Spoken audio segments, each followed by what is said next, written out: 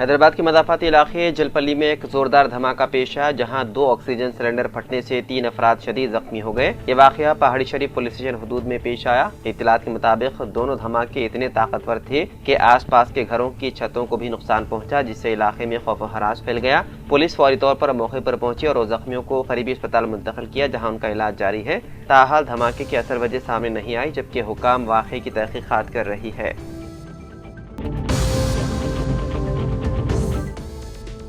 हैदराबाद के इलाके राजेंद्र नगर में एक अफसोसनाक वाक़या पेश आया, जहां पर एक 20 साल नौजवान तैराकी के दौरान डूबकर जाँ बहक हो गया। पुलिस के मुताबिक मोहम्मद कासिम पाशा, जो आसिफ नगर का रिहायशी था, अपने दोस्तों के साथ SYR स्विमिंग पूल में नहाने आया था। इसी दौरान उसकी नाश स्विमिंग पूल में तैरती हुई पाई गई।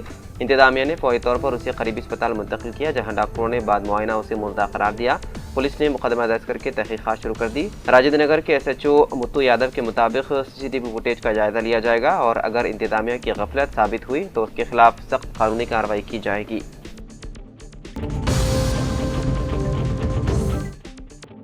हैदराबाद के काचीगुड़ा इलाके में एक अफसोसनाक वाक़या पेश है, जहां 42 साला खातून ने मुबैना तौर पर खुदकुशी कर ली। पुलिस के मुताबिक प्रिया, जो कुतुबीगुड़ा में अपने शोहर मल्लिकार्जुन और 2 बेटियों के साथ रहती थी, का इतवार की सुबह अपने शोहर से आईफोन खरीदने के मामले पर झगड़ा हुआ। इस तनाज़े के बाद दिल बर्दाश्ता होकर प्रिया ने दोपहर के वक्त घर में नामालूम जहरीली दवा यानी कि पेस्टिसाइड पी ली। अहल खाना ने फौरी तौर पर उन्हें अस्पताल मुंतकिल किया, लेकिन वो रात के वक्त इलाज के दौरान दम तोड़ गई। पुलिस ने इस सिलसिले में मुकदमा दर्ज करते हुए मुख्तलिफ जावियों से तहकीकात में है मसरूफ।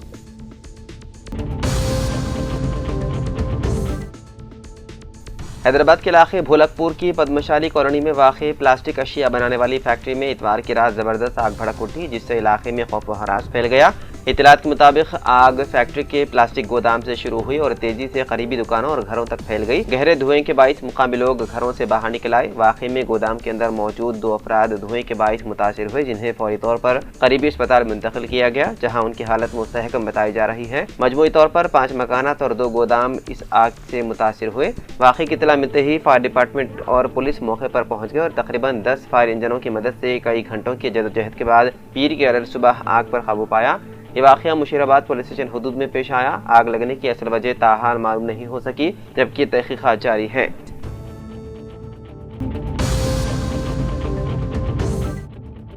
तेलंगाना के जिले मेदक में एक अफसोसनाक वाक़या पेश आया, जहां एक 10 साला बच्चे ने बैटरी के तजुर्बे के दौरान अपने हाथ की 3 उंगलियां खो दी। ये हादसा शिवमपेट मंडल में पेश आया। इत्तलात के मुताबिक मुतासरा बच्चा शिवा तेजा ने स्टेशनरी दुकान से 9 वोल्ट बैटरियां खरीदी। जब बैटरियों की चार्जिंग खत्म हो गई तो उसने उन्हें डायरेक्ट करंट के बजाय अल्टरनेटिव करंट से चार्ज करने की कोशिश की, जिसके नतीजे में जोरदार धमाका हुआ। धमाके के बाइस बच्चे की 3 उंगलियां शदीद मुतासिर हुई। अहले खाना ने फौरी उसे हैदराबाद के खानगी अस्पताल ले गए, जहां उसका इलाज जारी है। पुलिस के मुताबिक ये वाक़या दोपहर तकरीबन 1 बजे से 2 बजे के दरमियान पेश आया। ताहम ताहाल कोई बाज़ाब्ता शिकायत दर्ज नहीं कराई गई। माहिरीन के मुताबिक बैटरियों के साथ इस तरह की तजुर्बात इंतहाई खतरनाक होते हैं, खासतौर पर जब उन्हें गलत तरीके से चार्ज किया जाए। इसलिए बच्चों को इस तरह के कामों से दूर रखना चाहिए।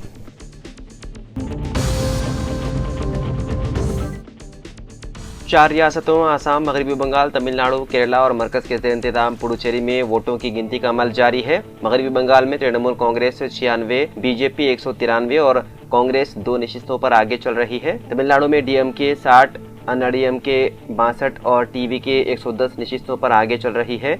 आसाम में बीजेपी 98 और कांग्रेस 26 और केरला में LDF 37, UDF 87 और NDF 1 पर आगे चल रही है। पुडुचेरी में NDA 15 UPA पर आगे चल रही है। आसाम, केरला और पुडुचेरी में एक ही मरहले में इंतखाबात 9 अप्रैल को हुए, तो तमिलनाडु और मगरबी बंगाल में पहले मरहले के इंतखाबात 23 अप्रैल को हुए। 4 रियासतों और मरकज़ के ज़ेर इंतज़ाम एक इलाके की जुमला 823 नशिस्तों पर हक़ राय दहिंदगान ने अपना फैसला EVM में महफूज कर दिया था। जैसे जैसे वक्त आगे गुजरेगा, इम्कान है कि आज शाम तक चारों रियासतों की सूरत हाल वाज़ेह हो जाएगी।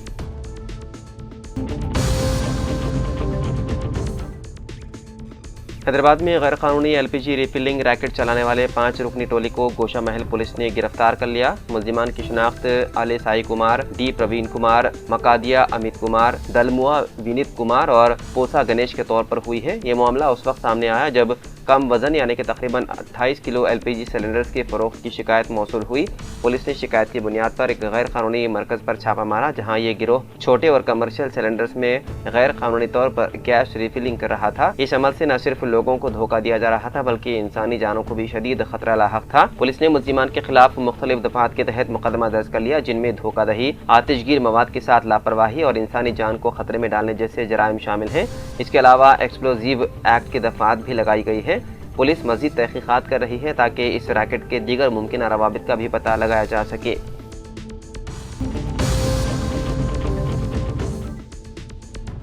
तेलंगाना से आदमीन हज का पहला काफिला इतवार की रात हज हाउस नामपल्ली से रवाना हुआ। 430 आदमीन पर मुश्तमिल ये काफिला पीर की अरल सुबह 5 बजे सऊदी अरब के लिए रवाना हुआ। इस मौके पर रियासती वजीर अक़लियती बहबूद मोहम्मद अज़हरुद्दीन, वक्फ बोर्ड चेयरमैन सैयद अज़मतुल्लाह हुसैनी, उलमाए कराम और हज कमेटी के अहदेदारान मौजूद थे। वजीर ने आदमीन से अपील की है कि वो हज के दौरान ज्यादा वक्त इबादत में गुजारें, मुक़द्दस मकामात का एहतराम करें और सोशल मीडिया व वीडियोग्राफी से इज्तिनाब करें। उन्होंने कहा कि आज़मीन अल्लाह के मेहमान हैं और उनकी खिदमत हुकूमत की जिम्मेदारी है।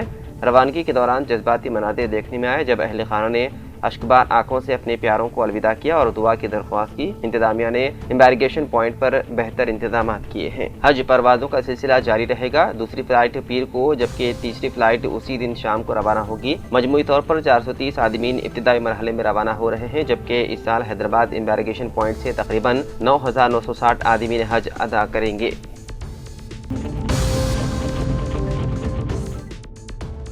हैदराबाद के इलाके जडीमिटला पुलिस स्टेशन हदूद में वाक़े चिंतल अम्बेडकर नगर में एक होलनाक वाक़या पेश आया, जहाँ एक खातून ने अपने बेटे के साथ मिलकर अपने ही आशिक को कत्ल कर दिया। रियासत आंध्र प्रदेश के जिले अनमैया से ताल्लुक़ रखने वाला 40 साला शिवारेड्डी गुज़िश्ता 10 साल से खातून के साथ लिव इन रिलेशनशिप में रह रहा था। खातून का 19 साला बेटा भी था, उनके साथ ही रह रहा था। बताया गया है कि शिवारेड्डी गुज़िश्ता कुछ अरसे से खातून और उसके बेटे को मुसलसल हरासा और परेशान कर रहा था। इतवार की रात तंग आकर माँ और बेटे ने गोश्त काटने वाले छुरे से हमला करके शिवारेड्डी को मौत के घाट उतार दिया। मुलजिमीन नाश को एक थैले में बंद करके कहीं और ठिकाने लगाने की कोशिश कर रहे थे कि पुलिस को इसकी इत्तला मिल गई। पुलिस ने मौके पर पहुंचकर नाश को कब्जे में ले लिया और दोनों मुलजिमीन को गिरफ्तार करके तफ्तीश शुरू कर दी।